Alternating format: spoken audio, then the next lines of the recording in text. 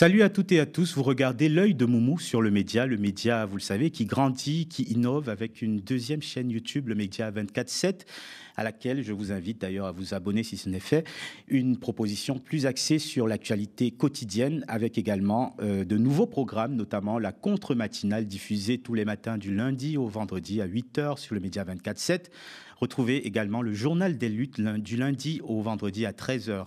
Toujours sur le Média 24/7, au cœur de l'actu, notre émission d'actualité du soir. Et évidemment, sur notre chaîne principale, vous avez toujours rendez-vous avec nos chroniqueurs et nos journalistes habituels, en plus du récap, un bulletin d'infos concis et dense, animé par Marion Lopez sur la chaîne Le Média TV.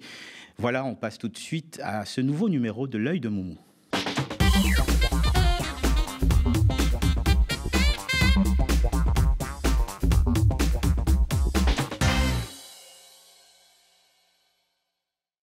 Salut Mourad. Bonjour à toutes et à tous. Bonjour à toi, mon cher Fabrice. Alors, comme toujours, on démarre dans quelques instants avec les tops et les flops.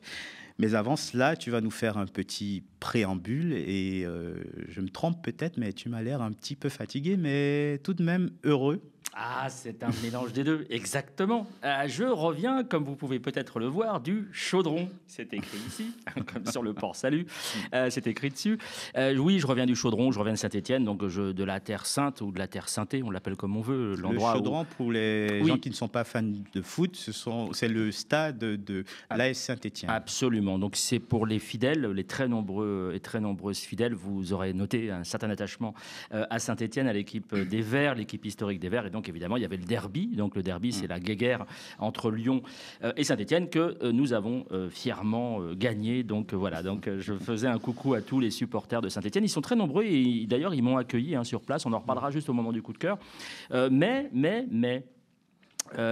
quelque chose m'a échappé en soutenant Saint-Étienne à mort à ce point-là depuis des années. Et c'est pointé par Lotfi Labidi, qui est acteur et qui était aussi apparemment humoriste, puisqu'il fait des sketchs sur Instagram. Et regardez cette dédicace qui m'a été offerte par ma chère Lilouche, qui est une internaute qui nous suit aussi depuis longtemps et qui est une fidèle. Et là, ça m'a vraiment, vraiment troublé. Je vous laisse écouter cette courte séquence. Il y a une émission qui a dénoncé l'islamisme dans le football. Moi, je pense qu'il faut garder un œil sur l'AS Saint-Étienne. Les couleurs de leur club, c'est vert et blanc, comme le symbole de l'islam. ASSE, ça veut dire quoi à votre avis? Association des sportifs salafistes européens. Là, c'est flagrant quand même. Bon, moi, je pose ça là, vous en faites ce que vous voulez. Donc voilà, je vais réviser évidemment mon jugement sur mon soutien inconditionnel à Saint-Étienne. S'il est avéré que, j'aime bien cette phrase d'ailleurs des journalistes et des chroniqueurs, si c'est vrai, s'il est avéré que, alors c'est très grave. Donc je vais vérifier puis on vous en reparlera. L'autre chose concerne la chronique de la semaine dernière. Je rappelle que ce n'est pas une chronique littéraire au sens propre, le coup de cœur, c'est vraiment une vitrine pour un livre que j'ai apprécié. Et effectivement, vous avez entièrement raison. J'ai omis de parler de George Sand et de son rapport. Alors, dont j'ai vanté effectivement par rapport au livre de Jean-Claude Sandrier, à l'excellent livre de Jean-Claude Sandrier, j'ai vanté le fait qu'il ne faille pas simplement la prendre pour une châtelaine, mais raconter son côté social. Et effectivement, j'ai omis de parler de son rapport très ambigu, pour ne pas dire un peu plus, à la Commune de Paris, qu'elle a pris de très haut, voire même frontalement. Et c'est vrai que c'est quelque chose qu'il faut prendre en compte. Et donc, je vous remercie vraiment infiniment de me l'avoir précisé sur les réseaux sociaux, sur la chaîne YouTube du Média, en commentaire. Et donc, je prends évidemment, comme à chaque fois, vos avis documentés, expérimentés, en compte, et je le fais présentement, et je vous invite à aller creuser effectivement dans ce sens-là. George Sand, Commune de Paris, pour vous faire un avis qui va dans ce sens-là me concernant. Effectivement, il y a un petit problème de retournement de sa part qui me semble un peu problématique. Et c'est parti pour les tops et les flops. Alors, top assez étonnant, celui qu'on présente à tort ou à raison comme le faiseur de président, le faiseur de roi en quelque sorte, qui a soudainement une révélation de gauche. Je ne sais pas si c'est Pâques qui est passé par là, mais effectivement, oui, il a comme tu dis, il est omniprésent dans les médias depuis, dans le cabinet noir depuis 1000 ans, enfin, il est ballon d'or depuis 1000 ans. Et là, soudain, il va avoir une espèce de révélation, alors qu'il a quand même contribué à droitiser, notamment, ce qu'on aurait pu imaginer ou estimer être la gauche je pense évidemment aux années Mitterrand, eh ben, il va tenir un discours absolument formidable qui va d'ailleurs être fustigé notamment par les médias d'extrême droite. Je vous laisse écouter. On ne l'a pas dit, mais on précise juste qu'il s'agit de Jacques Attali, parce que pardon. on n'a pas prononcé son nom, oui, mais il s'agit de Jacques Attali. Il est tellement omniprésent. Je pense que beaucoup l'avaient compris. Ouais, tu as raison, c'est un lapsus révélateur. Il est tellement omniprésent depuis si longtemps que j'ai même pas eu besoin ni penser à citer son nom. C'est Jacques Attali, bien évidemment. Je vous laisse écouter. La moitié, sinon les 3/4 des entrepreneurs empoisonnent le monde par leurs produits. Empoisonnent le monde par des produits qui empoisonnent le monde. Donc il ne faut pas idéaliser les entrepreneurs. Il ne faut pas oublier qu'une grande partie d'entre eux exploitent des gens en les payant mal et en accumulant des dividendes. Il ne faut pas oublier que les entrepreneurs ne sont pas un modèle de vie, et en particulier parce qu'ils décident, lorsqu'ils sont les maîtres chez eux, d'une façon dictatoriale. Nous avons construit depuis 2000 ans un certain nombre de valeurs en Europe et ailleurs. Des centaines de millions de gens sont morts pour ces valeurs. On ne va pas les brader simplement pour glorifier des gens qui ont conduit la planète où elle est, c'est-à-dire en train d'être détruite, ruinée, les forêts, le climat et tout ce qui va avec. Et l'obésité dont l'Amérique en est la trace. Donc, je veux qu'on sorte de cette idéalisation des entrepreneurs qui doivent faire leur métier, encadrés par des lois, des normes, pour cesser de produire ce qui nous tue et ce qui tue les générations futures. Donc, comme quoi, tout peut arriver un jour, et il suffit d'être un peu patient. Alors, il y a des gens, et pas des moindres, qui ont estimé, alors je pense à Jean-Pierre Mignard notamment, l'avocat Jean-Pierre Mignard, qui ont estimé qu'il sentait le vent tourner et que donc il prenait une position altermondialiste qui tranche un peu avec son parcours et son CV. Complètement. Alors sur CNews, on a vécu, comme chaque semaine, un moment de télévision, un hommage aux visionnaires de la scène politique que tu n'as pas manqué. C'était émouvant. C'est pour ça que je l'ai mis dans les tops, parce que j'ai toujours apprécié qu'on rende hommage à des grands hommes d'État, des hommes qui comptent, qui ont compté et qui vont compter dans l'avenir pour le pays, notre France, notre patrie. Et là, c'est un hommage à vraiment un grand homme d'État, je n'ai pas d'autre terme, la patrie reconnaissante, un visionnaire surtout, et ça se passe sur CNews. Je vous laisse écouter avec une petite pointe d'émotion. Je vous laisse écouter, s'il vous plaît. Et pourtant, c'est un bon tribun. Mais je ne vous dis pas ça. Étonné moi-même. Mais je ne vous dis pas ça. Je vous dis, je pense qu'il serait plus utile comme éditorialiste sur une chaîne du PAF. On l'écouterait plus et plus souvent. Comment Il a été donné au second tour pendant la moitié de la campagne. Exactement. Je suis Éric d'accord, Zemmour, mais c'était l'intellectuel organique de la droite. Il est arrivé à 19% au second tour quand même, pour un jeune parti. Éric a un grand mérite. C'est le premier ou l'un des premiers qui, sur les terrains, il y a 10 ans, 15 ans, où il s'est battu sur les débats télévisés, où ce qu'il disait n'était pas audible. À l'arrivée, dans beaucoup de cas, dans beaucoup de sujets, il avait annoncé ce qui se passe aujourd'hui. Et sur, on avait même parlé du grand fantasme, souvenez-vous, à Mayotte. Il a gagné la bataille des idées sur tous ces... Exactement. Donc c'est un fait. Après, la bataille politique, c'est autre chose. Un mot. D'abord, je salue Gauthier Lebret qui vient nous voir là. Alors, on ne savait pas que Éric Zemmour avait autant d'importance dans la vie politique française. On est totalement ébahi. Ah oui, c'est extraordinaire. Mais en plus, voilà quoi, il a perdu, mais il a réussi quand même. Il a gagné quand même parce qu'il a fait infuser ses idées dans l'ensemble de la classe politique française. Ceci dit, il y a une petite part de vérité là-dedans.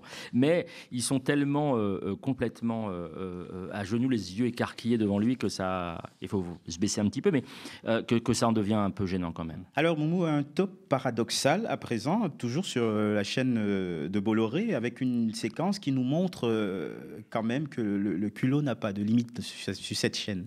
Oui, alors, papa est morte, et donc c'est comme ça. C'est une semaine un peu saturée par cette information de la mort du pape François, qui a été classé à gauche. C'est toujours le problème de la fenêtre d'Overton. Enfin bon, effectivement, c'est un pape progressiste, de manière relative par rapport à ses prédécesseurs. Je rappelle quand même que son prédécesseur avait grandi aux jeunesses hitlériennes, même si à l'époque, tout le monde était enrôlé. je me rappelle quand même du sketch de Tim Seed qui disait quand tu as commencé ta vie aux jeunesses hitlériennes, pour aller au paradis, il faut au moins finir pape. Ce qui est à peu près, ce qui me semble à peu près pertinent. Et donc, oui, c'est quelqu'un qui a pris des engagements plutôt intéressants, notamment sur les migrants et sur toute une série de dossiers et sur l'écologie. Et là, il va recevoir un hommage, on est encore dans les hommages, de la part de quelqu'un qui va vous étonner. Vous savez, c'est les trucs là, ce qu'on appelle les putaclics. Vous allez voir les 10 raisons pour lesquelles, et puis la 5e va vous étonner. Là, celle-ci va vraiment vous étonner. Vous ne rêvez pas. Écoutez, regardez qui rend hommage au pape François et sur quel dossier. Finalement, c'est un pape qui a su aborder les problèmes. Il y a beaucoup de problèmes. On pense aux problèmes de pédophilie dans l'Église, par exemple, qui pendant des années ont été tabous. Lui, visiblement, a su les prendre de plein pied. C'est absolument honteux. C'est l'hôpital qui se fout de la charité. Ah, mais c'est... Et les yeux dans la caméra, le mec, il n'a pas honte d'expliquer que c'est un danger, qu'il faut combattre la pédophilie. Enfin, le mec, il faut combattre ce pourquoi il a été condamné en appel. Je trouve ça extraordinaire. Alors, on revient donc sur Pascal Praud qui fait une remarque qu'il devrait s'appliquer à lui-même. Oui, alors je suis désolé parce qu'il y a beaucoup de CNews, là, il y a beaucoup de Bololand, mais parce que l'actualité, je vous dis, l'actualité, notamment autour du pape, fait que voilà, on arrive à ce résultat-là. Ça a beaucoup été commenté de manière paradoxale parfois sur ces chaînes-là. Et voilà. Et donc là, je suis entièrement d'accord. Donc c'est un top. Je suis d'accord avec Pascal Praud qui s'est enfin, pour une fois, du moins, de quoi il parle.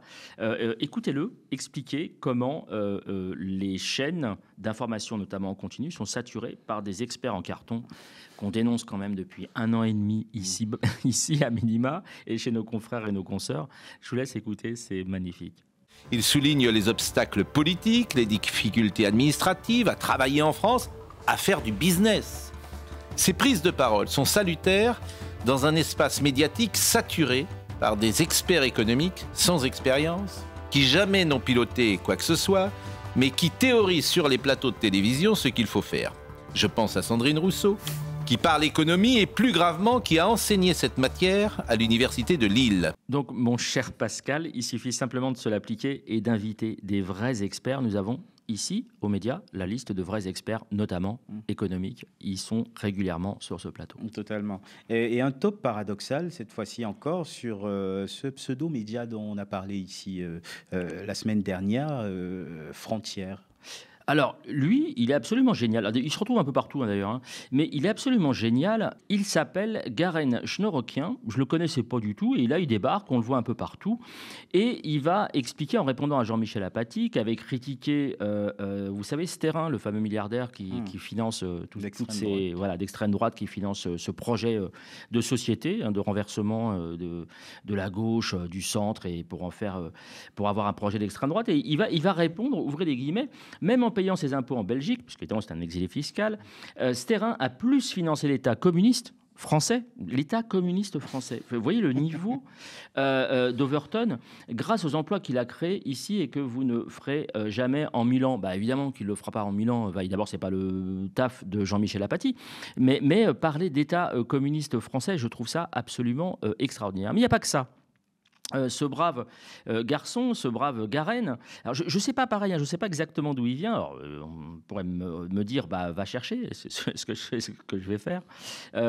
Il va expliquer que, ouvrez les guillemets, donc là c'est un édito. Vous savez, quand on dit éditocrate, c'est pas au hasard. Hein. Un édito de Frontières, il va expliquer, la gauche a toujours collaboré. C'est dans son essence même, hier avec les Allemands, aujourd'hui avec les nouveaux envahisseurs. Sous-entendu, évidemment, les musulmans. Pas les islamistes, pas les égorgeurs, les musulmans, évidemment, les envahisseurs. Donc voilà, il explique que la gauche a collaboré avec les Allemands. C'est extraordinaire. Et ça se passe chez Frontières, qui soutient évidemment des partis et des mouvements qui ont été fondés par des collabos, pour le coup, eux reconnus par la justice comme collabos et condamnés. Je trouve ça formidable. C'est-à-dire qu'il n'y a plus... et j'avoue que on y reviendra mais, à l'occasion, mais j'avoue que j'en vois pas le bout. C'est l'affaire Mille Collines produit des gens qui disent n'importe quoi, avec chaque fois, on repousse les limites et comme l'Arcom ne fait rien, je ne vois pas comment on va s'en sortir. La fabrique des bons chiens de garde de l'extrême droite, comme dit l'expression, ne mord pas la main qui nous nourrit. Bien sûr. Il l'applique à merveille. On passe au flop. Alors, premier flop, tu veux nous parler du Monde. Oui, alors vous noterez a posteriori qu'il y a moins de flops que de tops, ce qui est rarissime hein, dans cette chronique, malheureusement. Puisqu'on a du mal chaque fois à trouver des tops, mais c'est comme ça. Enfin, j'ai du mal à trouver des tops parce qu'il y en a très peu. C'est le Monde. Alors, je ne comprends pas. Ça arrive parfois avec Libération, Le Monde, comme ça, il y a des articles élogieux pour des gens qui devraient plutôt faire débat, notamment sur leur positionnement. Et Le Monde va louer Johan Sfar, qui se soucierait du sort des Palestiniens. Je vous laisse regarder la capture d'écran, mais c'est une blague. À chaque fois qu'il intervient quelque part, il va se servir des Palestiniens et du sort des Palestiniens pour, vous savez, faire le 8 mai. Évidemment que je m'intéresse aux civils palestiniens. Oui, mais le Hamas, le machin, le bidule, le truc. Et puis dès qu'on lui rétorque, mais enfin quand même, il y a 60, enfin je sais pas où on en est, mais 100 000 morts et compagnie. Il va dire, attendez, on fait un ping-pong entre les morts des deux camps et compagnie. Donc il va amoindrir, il va faire du Fourest XXL. D'ailleurs, je vous laisse regarder cette photo que je n'avais pas prévue, mais que j'ai croisée en venant aux médias. Je vous laisse voir cette photo qui parle d'elle-même, de l'entre-soi, avec des gens comme Enthoven. Ils ont encore participé ce week-end à une espèce de rencontre avec tous les Malka, Enthoven et lui-même, qui vont redéblatérer sur les mêmes poncifs, sur le même soutien à Israël, en donnant l'impression qu'ils vont défendre la démocratie européenne, la République face à l'islamisme, et que donc, sous-entendu, il faut défendre Israël, puisque Israël est le rempart à l'islam. Bref, ils sont toujours dans le même trip et ils sont toujours tous ensemble, notamment les Enthoven, les Fourest, les Kahn et compagnie, et puis les Sophia Aram, dont on parlera dans peu de temps, puisqu'elle est encore partie en vrille sur un autre sujet. Oui, ils ont tous en commun cette même façon de déshumaniser totalement la situation des Palestiniens. Alors, prochain flop, on retourne sur Bolloré TV. Oui, malheureusement, je suis désolé. Là, c'est à propos de Rachel Kahn, qui a été traitée d'ordure par Rima Hassan. Il y a un petit moment de ça, d'ailleurs. Et elle va y revenir parce que son rôle à Rachel Kahn, donc est essayiste, c'est-à-dire qu'elle est personne.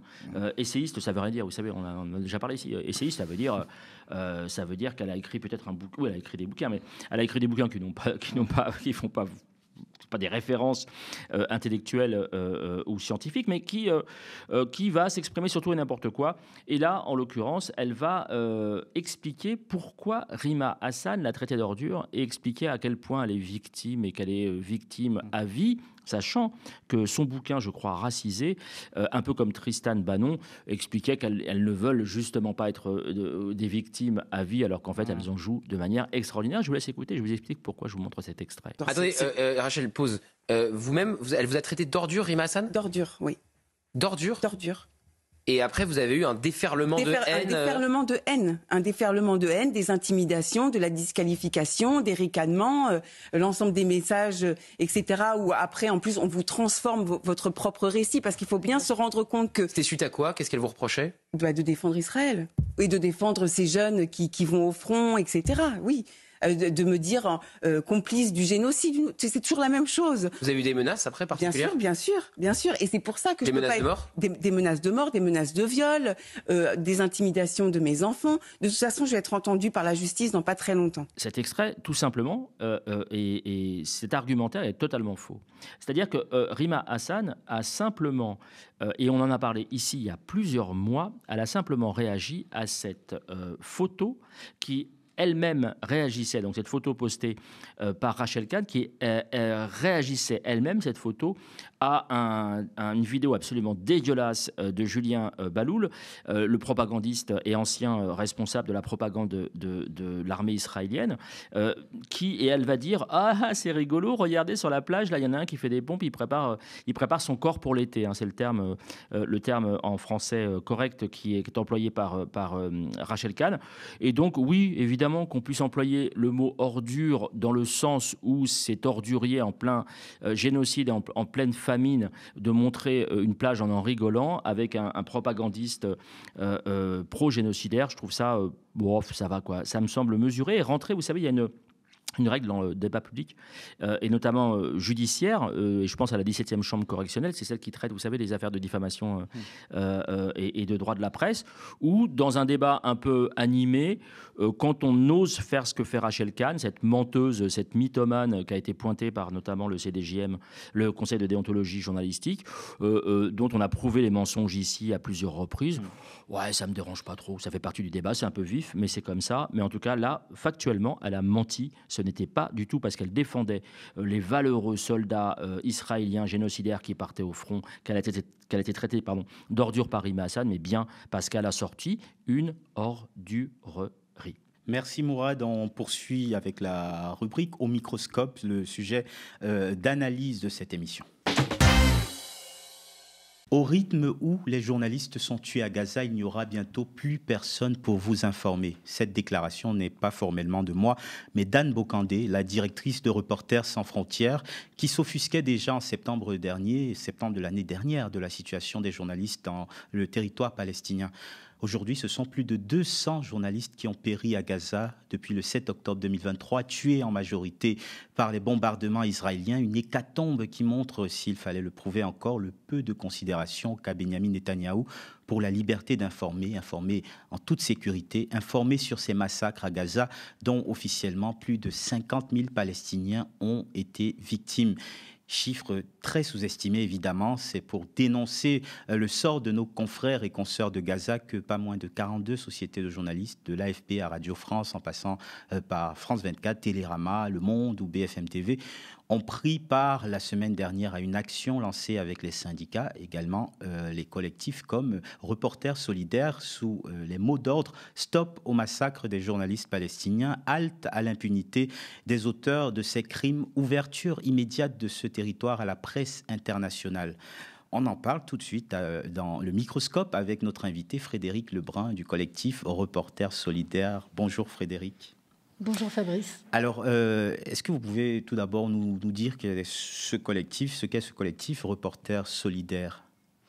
C'est un collectif qui a été créé au mois de novembre 2023 et qui est né de la volonté de quelques journalistes indépendants à Paris qui étaient choqués déjà dès novembre par le nombre incroyable de journalistes qui étaient tués.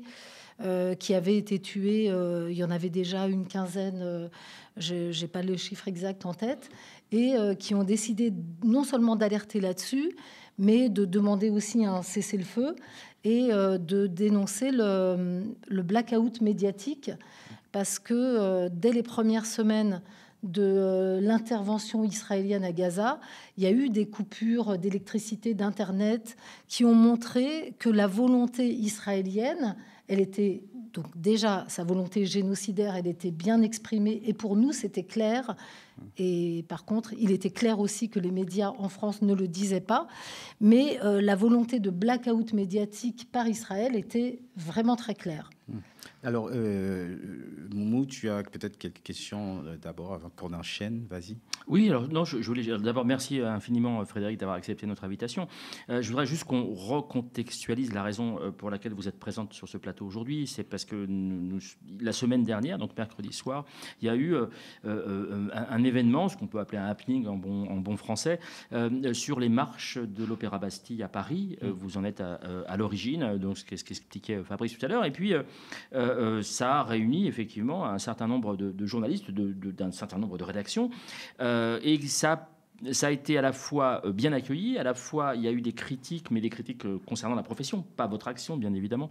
Et je propose qu'on regarde juste une vidéo, puisque le média était présent. Je propose qu'on regarde une vidéo pour comprendre ce qui s'est passé ce soir-là, ce mercredi soir de la semaine passée. Abdallah Iyad Braïs, Hibal Abadla, Sharif Okasha, Ahmed Bder, Mohamed Athalathini, Yazan Zouaidi, Iyad Ahmed Rawaj, عصام حيدر اللولو، طارق الميدنة، محمد عبد الفتاح عطلة، رزق الغرابلي، ياسر ممدوح، نافذ عبد الجواد، آلاء الهمس.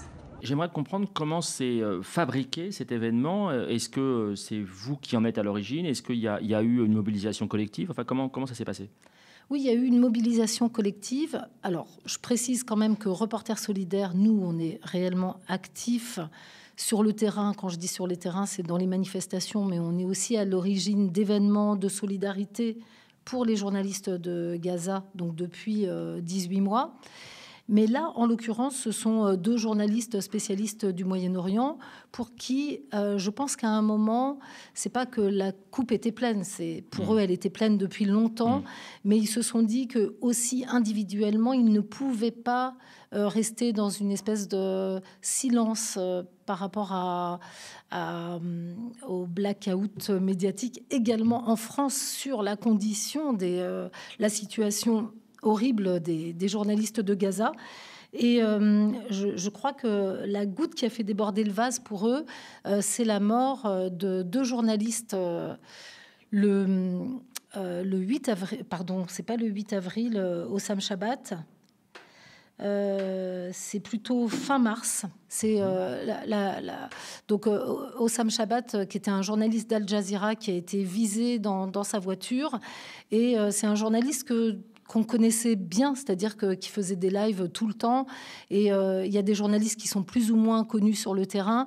Et Hossam Chabat, le matin même, avait couvert les funérailles de son collègue qui venait d'être tué par l'armée israélienne, et lui-même a été tué quelques heures plus tard. Et donc nous, à Reporters Solidaires, ce jour-là, on a fait un hommage au pied levé à République, et où on a pris la parole et où on a lu la lettre testamentaire que Hossam Chabat avait préparée depuis longtemps, parce qu'il savait qu'il était visé. C'est terrible, cette lettre. Voilà, et j'en profite pour dire que une des stratégies d'Israël par rapport aux journalistes palestiniens, c'est de jeter l'opprobre sur eux en répandant des rumeurs selon lesquelles ils sont proches du Hamas ou membres du Hamas, comme ils le font d'ailleurs pour les journalistes libanais, en disant qu'ils sont proches du Hezbollah, comme si c'était un permis de tuer. Et donc, nous avons fait cet hommage, et il y a un journaliste du Monde qui a vu ça et qui a dit, bon, bah, il faut qu'on fasse quelque chose. Faut vraiment qu'on engage la profession par rapport à cette hécatombe. C'est le mot qu'on a utilisé dans l'appel ensuite, qu'on a signé à toutes les organisations, enfin les principales organisations de journalistes, les organisations syndicales de journalistes, mais aussi RSF et la Fédération internationale des journalistes, ont signé donc un appel pour ce Daïn. Et voilà comment ça s'est préparé. On a travaillé ensemble à un appel, et une fois qu'on s'est mis d'accord, on l'a fait signer par, en effet, 42 sociétés des journalistes. Et encore, on n'avait pas eu le temps de le présenter à tout le monde, cet appel, parce que beaucoup de sociétés des journalistes ensuite nous ont dit que si elles avaient eu l'information, elles l'auraient signé aussi, ce qui prouve qu'il y avait vraiment une demande et une attente pour s'engager collectivement en tant que profession pour dénoncer le massacre des journalistes à Gaza. Alors, est-ce que parmi ces sociétés des journalistes, il y a pas, parce que c'est ce qui a été un peu non pas reproché, mais ça fait l'objet de regrets. Est-ce qu'il n'y a pas un côté monolithique, à savoir que les SDJ qui rentrent dans la danse sont déjà des rédactions avec une ligne éditoriale qui est engagée plutôt pour Gaza que pour les forces likoudiennes, les forces théocratiques israélienne. Et est-ce qu'il n'y a pas déjà des gens convaincus en fait qui ont répondu positivement à cet appel? Alors je ne crois pas, parce que curieusement, et c'est une contradiction, ou du moins quelque chose que des gens ont pris pour une contradiction, il y a des sociétés des journalistes comme celle de TF1, de BFM, du Point, je crois, qui ont signé. Je suis désolée, j'ai même plus toute la liste en tête, parce que ça s'est précipité dans les derniers jours et même dans les dernières heures avant le Daïn.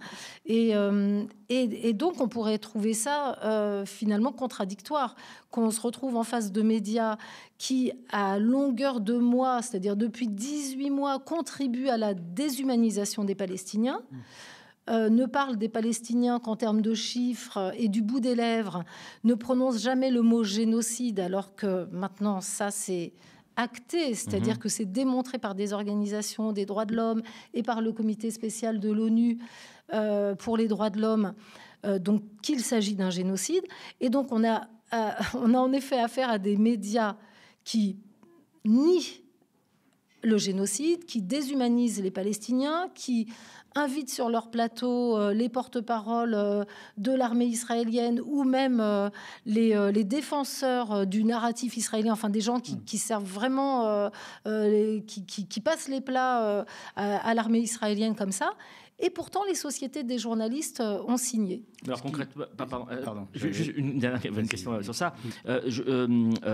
Pour autant, j'étais présent, je le dis par transparence, j'étais présent sur les marches, puisque donc le Daïn, je le précise pour les gens qui ne connaissent pas évidemment, que ça consiste à lire une liste de victimes, de journalistes assassinés par l'armée israélienne et de s'allonger en hommage à leur mémoire, bien évidemment, et pour dire, voilà, ça ressemble à ça exactement, des gens morts, ce sont des gens allongés qui ont été assassinés. Pour autant, est-ce que vous avez l'impression qu'il y avait une bonne représentation des signataires sur les marches, en l'occurrence de l'Opéra Bastille, de rédaction?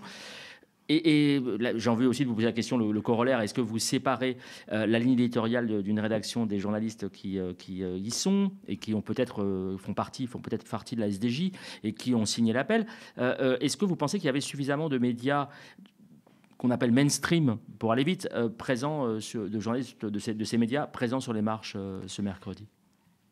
Je ne pense pas, mais parce que je connais beaucoup de journalistes indépendants qui étaient là, déjà, donc des pigistes, que ce soit des photographes, des vidéastes, des rédacteurs, des journalistes de radio qui étaient là et qui sont des journalistes indépendants. Donc cela était vraiment très représenté.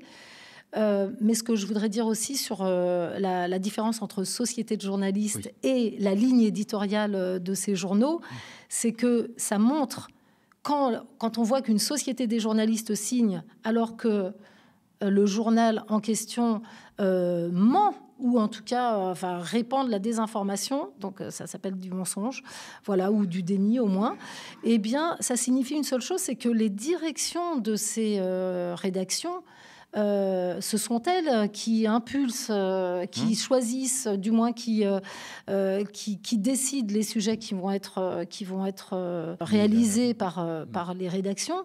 Et donc, ça veut dire qu'elles mettent beaucoup plus souvent qu'on ne le pense leur veto à des sujets sur la réelle situation à Gaza.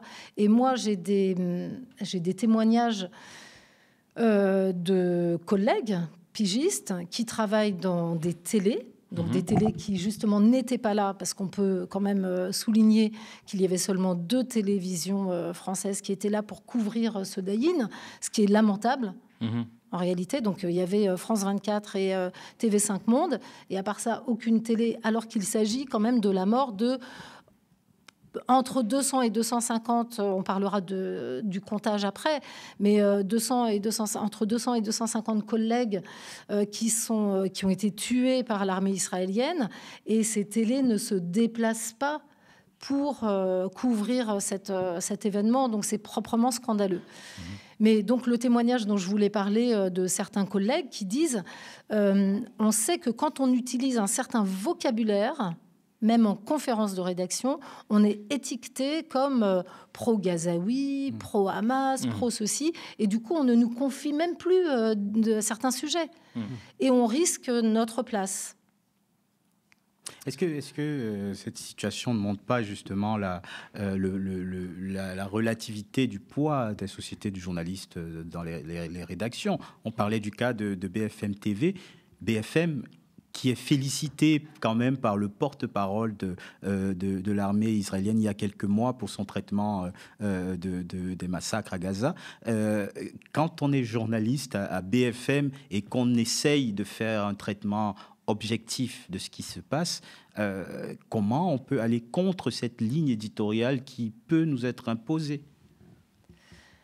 Alors je crois qu'on prend des risques quand on le fait, et que c'est pour ça qu'on peut saluer le courage des journalistes qui le font quand même, et qui risquent, et qui, c'est pas seulement qu'ils risquent des mises à pied, c'est qu'on a assisté quand même à une scène où un journaliste de TV5 Monde, je pense, c'était TV5 Monde, avait répondu au porte-parole de l'armée israélienne, Mohamed Kassi. Mohamed Kassi, et donc il a été, je crois, enfin il n'y a pas eu, il a été écarté quelque temps, voilà.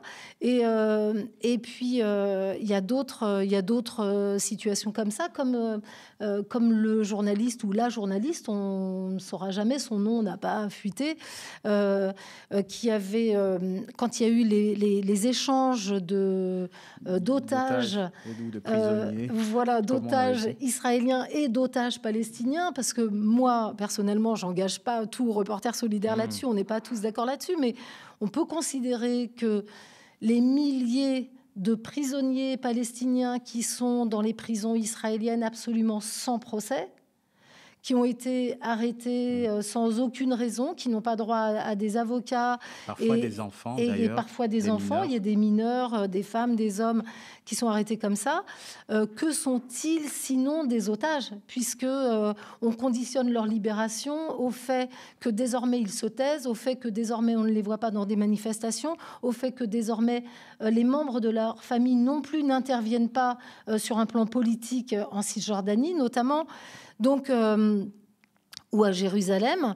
Donc, on pourrait poser la question de la sémantique, là, et dire pourquoi ne les appelle-t-on pas eux aussi des otages? Et il se trouve que le ou la journaliste qui, sur le bandeau de France Info, au moment des échanges d'otages, a mis sur le bandeau des otages palestiniens ont été libérés, lui, il a été viré. Donc il a été viré et ça a donné lieu en plus à un échange qui témoigne d'un entre-soi catastrophique et scandaleux entre des députés qui ont écrit tout de suite à la direction de France Télévisions en disant quoi, qu'est-ce que vous venez de faire, Caroline Yadan, pour ne pas la citer. Voilà. Et à qui la directrice de la l'une des responsables de la communication a répondu non, t'inquiète, on a géré en interne. Nous sommes des Lucky Voilà, c'est ça. Ouais. Donc, en effet, les journalistes qui osent remettre en question la sémantique pro-narratif israélien prennent des risques. Mais aujourd'hui, on ne peut pas ne pas prendre de risques. Enfin, c'est-à-dire que si on a un tant soit peu d'honnêteté intellectuelle en tant que journaliste, on ne peut plus ne pas dire les mots. C'est juste pas possible. C'est-à-dire que j'aimerais pouvoir dire à mes collègues, et là je suis, ça m'émeut aussi de le dire comme ça, mais un jour, vous aurez vous-même le nez dans votre lâcheté, dans votre inconséquence, dans votre manque de déontologie, parce que c'est juste effroyable d'être à ce point dans du double standard. Alors, on va parce que je vois que le temps nous manque. On va voir la photo de Fatima Assouna, qui a été assassinée, et on va voir deux choses. Et je vais vous demander évidemment de réagir à ces deux choses. On va voir à la fois une question posée par Simon Mouquin, qui est un député belge écologiste, un député vert, et qui va lui poser la question concernant l'assassinat de cette photographe documentariste dont l'une de ses productions doit passer, j'espère évidemment qu'elle passera, Stakan, je crois, et qui donc est complètement visible et identifiable, qui n'est pas une anonyme, qui n'est pas une civile, et qui a pourtant été assassiné. Il va poser, ce député, une question très précise, notamment aux acteurs du monde culturel et aux journalistes français. Je vous laisse écouter. Elle s'appelait Fatima Assouna. Elle a été tuée ce mercredi par des frappes israéliennes. Elle a été tuée le lendemain d'apprendre cette excellente nouvelle, que son film était sélectionné. Et aujourd'hui, je me pose une question. Vous êtes où, le cinéma français ? Vous êtes tous les actrices et les acteurs qui, à juste titre, avaient dénoncé la barbarie du 7 octobre, mais qui restaient silencieux depuis maintenant près de 600 jours. Vous êtes tous les comédiens et les comédiennes de ce pays des droits de l'homme pour dénoncer ce qui se passe depuis 600 jours. Vous êtes tous pour dénoncer le fait que vos confrères, plus de 200 journalistes, ont été massacrés en 600 jours. En fait, vous jouez dans des comédies, dans des drames, mais c'est des rôles. Ce que vivent les Palestiniens depuis 600 jours, c'est un drame quotidien et c'est leur réalité. Et vous restez silencieux alors que une personne qui devait monter les marches du Festival de Cannes a été massacrée cette semaine. Vous restez silencieux. C'est aussi votre responsabilité d'acteur et d'actrice. Est-ce que vous avez le sentiment, avec ce que vous avez organisé collectivement, le sentiment d'avoir répondu à ça, à savoir qu'est-ce que vous attendez, qu'est-ce que vous faites, sachant que nous, alors je m'inclus dedans parce que bon, j'en ai fait partie, mais j'étais pas dans l'organisation, mais j'ai été présent et ça fait quelques mois évidemment et quelques années même que je travaille sur ces questions-là et que je dénonce ce qui se passe là-bas. Mais donc ça veut dire qu'on n'est pas parti de zéro. C'est un moment, je pense, un moment important, un moment fort pour voilà, secouer un peu l'opinion publique. Est-ce que vous avez l'impression de lui avoir répondu positivement avec cette initiative, cette première initiative, à savoir on fait pas rien, on est mobilisé? Moi, j'aurais aimé que cette initiative ait lieu dès le départ. C'est-à-dire qu'on ne peut pas considérer, on ne peut pas être en joie parce que 250 journalistes se sont réunis 18 mois après le début d'un génocide. Mais néanmoins, oui, je suis contente que cet événement ait eu lieu. Et surtout, j'ai constaté quand même dans la boucle WhatsApp qui a été créée pour l'organisation de cet événement qu'il y avait vraiment une envie de forcer un peu les portes, là, de dire stop, on n'en peut plus. Et puis on n'en peut plus aussi d'être chacun dans son coin, chacun dans sa rédaction, ou chaque journaliste indépendant. Il y en a beaucoup qui vont beaucoup au Moyen-Orient ou qui vont en Palestine et qui reviennent de Cisjordanie ou qui font des sujets en Cisjordanie ou à Jérusalem. Donc, et qui, bon, à Gaza, pour l'instant, c'est totalement fermé à la presse internationale. Mais les gens qui connaissent le terrain, et puis nous, qui, même si on ne connaît pas le terrain, qui sommes en lien avec les journalistes de Gaza tous les jours, on est content d'avoir pu faire ça et on est content aussi d'avoir porté la voix des journalistes palestiniens. Parce qu'il ne faut pas oublier que dans la presse en France aujourd'hui, il y a des gens qui prétendent qu'il n'y a pas de journalistes palestiniens. Comme Géraldine Bosner du Point, par exemple, la question chef au Donc Point. qu'il n'y a pas de journalistes palestiniens et d'autres qui disent bon, il faut ouvrir à la presse internationale pour qu'on puisse avoir des informations.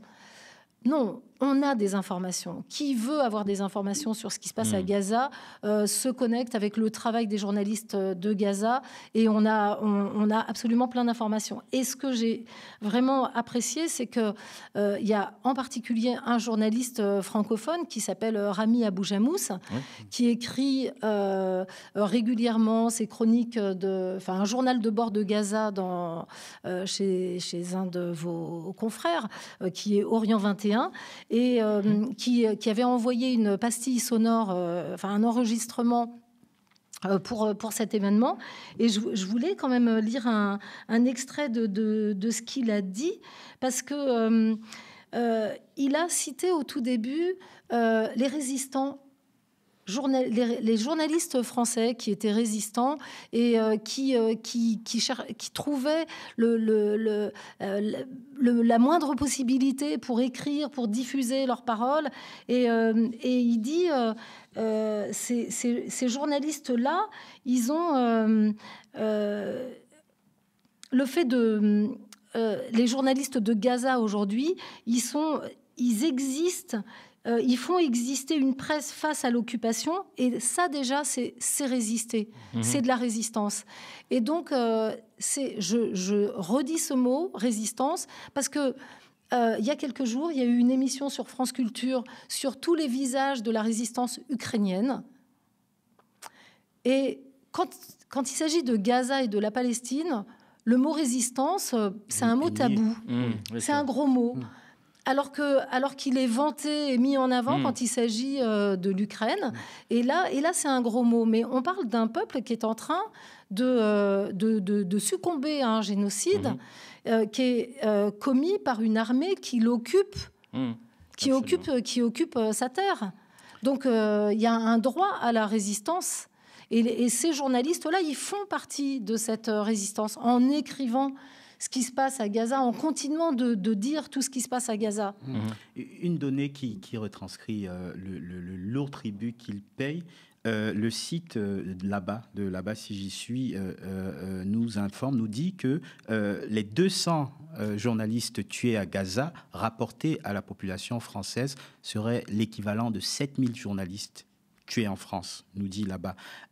C'est un crime contre l'humanité de cibler comme ça des journalistes pour empêcher, et ce qui pourrait se produire, comme nous dit Anne Bocandé, qu'on pourrait se retrouver dans cette bande de terre avec aucun journaliste pour informer de ce qui se passe. Je crois que c'est l'objectif de l'armée israélienne, c'est-à-dire les faire taire de toutes les manières possibles, soit en les diffamant donc avant leur mort en disant attention, tous les journalistes de Gaza sont des terroristes pro-Hamas, etc., soit en les diffamant après en disant attendez, on les a tués parce qu'ils étaient pro-Hamas, ou on les a tués parce qu'ils étaient dans un immeuble où il y avait des terroristes, etc.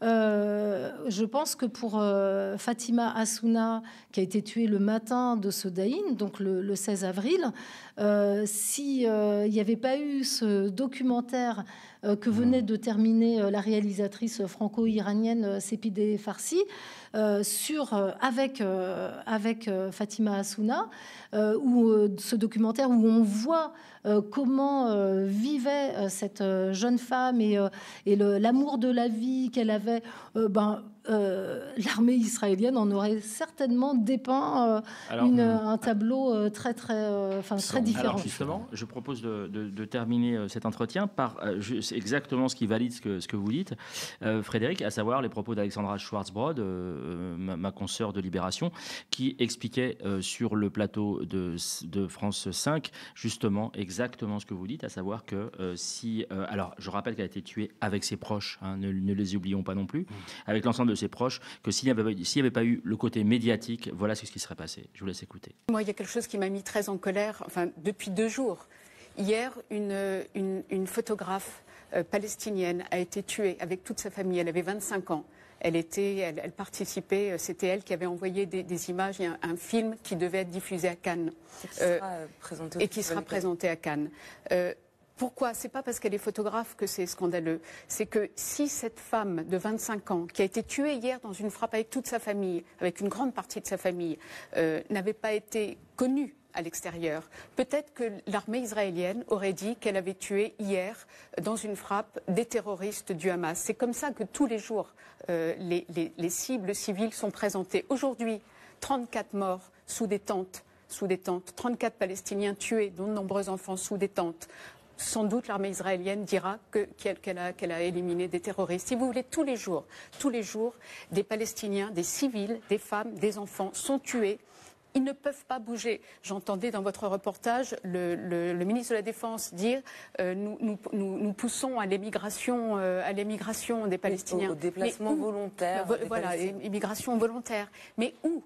Il n'y a aucun endroit qui veut les accueillir, aucun pays qui ne veut les accueillir, et eux ne veulent pas partir. Voilà, merci beaucoup Frédéric Lebrun. Je rappelle donc que vous êtes membre du collectif Reporters Solidaires. Et Moumou, merci. On passe à tes remerciements à toi. Alors non, cette semaine, parce que pour des raisons de temps, mais il n'y a pas de souci, on va passer sur les remerciements. Alors je suis désolé parce que je sais que s'ils sont attendus, mais je voudrais aller simplement sur le coup de cœur.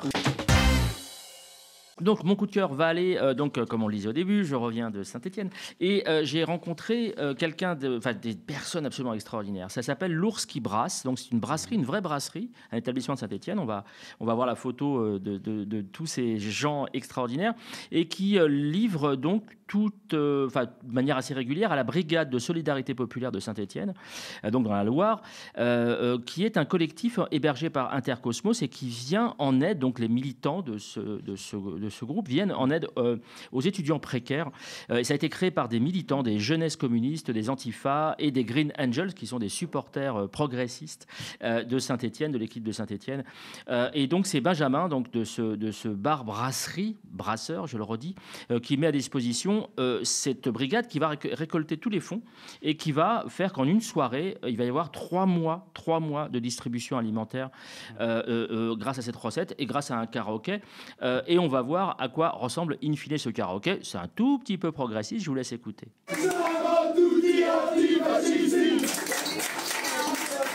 Zahra superbe initiative. Merci Mourad. Oui, c'est magnifique et je les embrasse à distance très fort et merci pour leur accueil. Et les remerciements personnalisés de Mourad à retrouver la semaine prochaine. Merci à vous d'avoir regardé L'œil de Moumou sur la chaîne YouTube du média, sur notre site internet ou encore sur le canal 165 de la Freebox. On le rappelle, le média, votre média ne vit que des abonnements et des dons de celles et ceux qui l'aiment. Si vous le pouvez, allez sur le site internet lemediatv.fr/soutien et donnez-vous de la force. Restez connectés aux médias. Bonne suite des programmes.